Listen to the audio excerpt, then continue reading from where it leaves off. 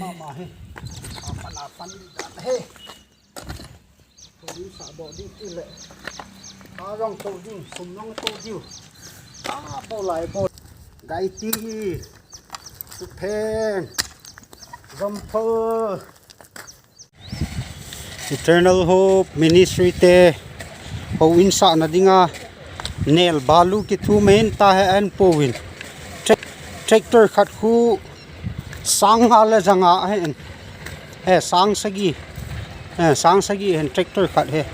amana tame abalu yong hoi ha hoi luam chu ka pun ni chlai khu a o in ta chu kan vet sa he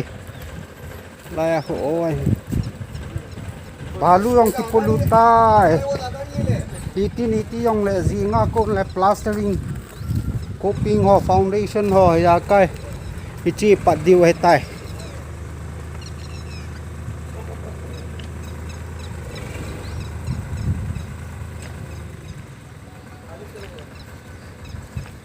chung mi te ho na bon chawan ni khupa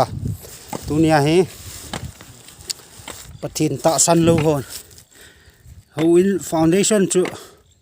akichaya hetan ai le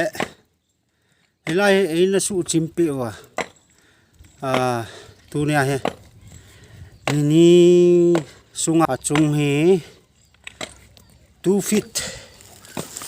chung le dan he feet ni he cement kam ita den chu tun akipan tai ita den kulewan hoi pui aphin chanin go ho jong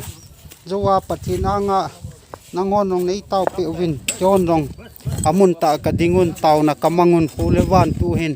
ahung hoi do men hi acha kan na theilama chu ma hono apol reng hen mystery ni ki thu kya he tuna he bol thei chan to ding ki he amani nong agel hona akipan no aite tau na in hung ha panu hiti akipa e pathin in phat thei bu chi tawin